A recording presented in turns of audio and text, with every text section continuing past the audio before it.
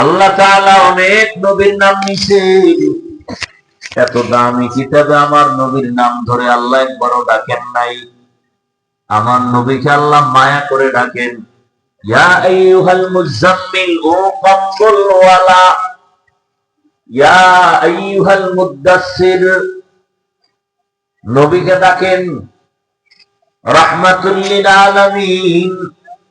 নবীকে সম্বোধন করেন আমার আল্লাহ দামি দামি শব্দ দিয়া, নাম বলেন না।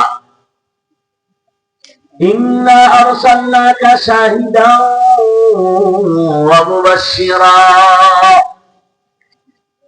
নবীকে আমার আল্লাহ বলেন আপনি কাউসার ওয়ালা। নবীকে ডাকেন তাহা, ইয়াসিন। আমার নবীর নাম ধরে ডাকেন না। এতটা মায়া আল্লাহ করেন। আম্মা জান আমেনা বলেন, দুনিয়ার মানুষ নারীরা বাচ্চা গর্ভে আসলে অসুস্থ, মাথা ব্যথা, পেটে ব্যথা, রহমতের নবী আমার গর্ভে আমার কখনো কোনো অসুস্থতা আসে নাই।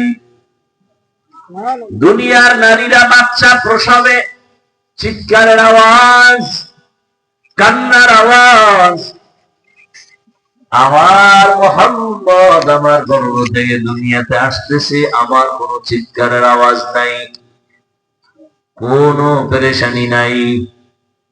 দুনিয়ার সন্তানেরা খতনাকৃত অবস্থায় কেউ আসে না, দুনিয়াতে আসার পরে খতনা করা লাগে।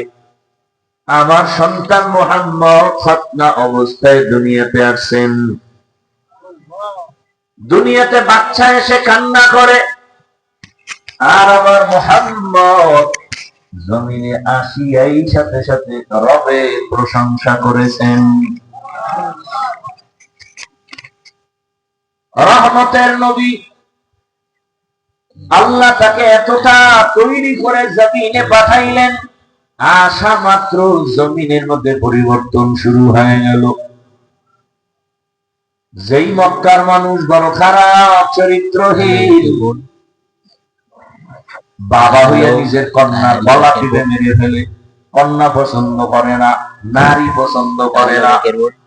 নারী বড় খারাপ, তারা নারীদেরকে দূরে রাখে। কন্যা হলে বাবায় লজ্জায় বাজারে যায় না, সমাজে মুখ দেখাবে কেমনে। সেই বর্বর যুগে রহমতের নবীর আগমন, নারীর ইজ্জত আল্লাহর নবী রক্ষা